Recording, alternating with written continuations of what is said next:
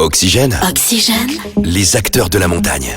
Aujourd'hui dans les acteurs de la montagne, on s'intéresse à l'association Mountain Riders et pour l'occasion je reçois la directrice de cette association, Camille Régorez. Camille, bonjour. Bonjour.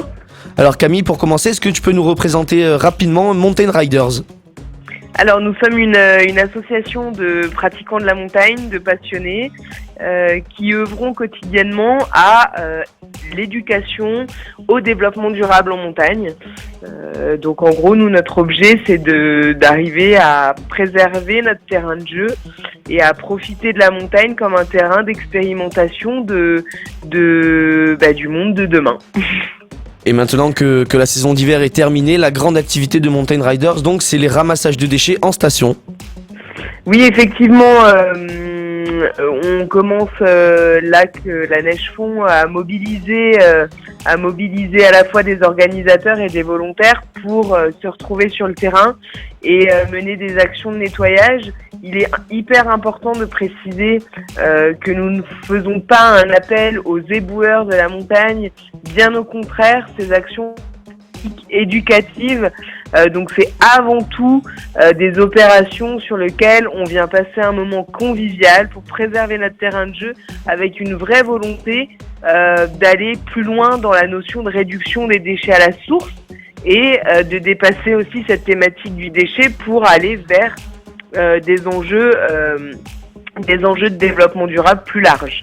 Et comment s'organise un ramassage des déchets ? Pour ça, on a créé cette année un super guide opérationnel qui est accessible à tous en libre sur notre site web et qui va permettre à tout un chacun de facilement organiser un ramassage. En tout cas, on y donne les ingrédients indispensables. Donc, évidemment, comme on organise un ramassage, il y a tout un tas de détails techniques sur lesquels il faut travailler en amont, notamment arriver à identifier des zones sur lesquelles des déchets, une pollution déchets est présente.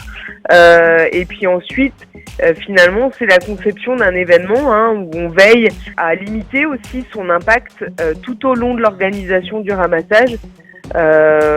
Pour créer le moins de déchets possible et puis essayer de laisser une trace positive. Et lorsqu'on participe à ces ramassages, donc je suppose qu'on retrouve des bouteilles ou des canettes, mais qu'est-ce qu'on retrouve d'autre aussi parfois ? On retrouve toujours beaucoup de mégots et différents déchets issus de la consommation, on va dire quotidienne, liés à l'alimentation. Ça va être du plastique, de l'aluminium. Et on retrouve aussi parfois tout un tas de déchets insolites qui vont... on en retrouve quand même de moins en moins, de très gros déchets.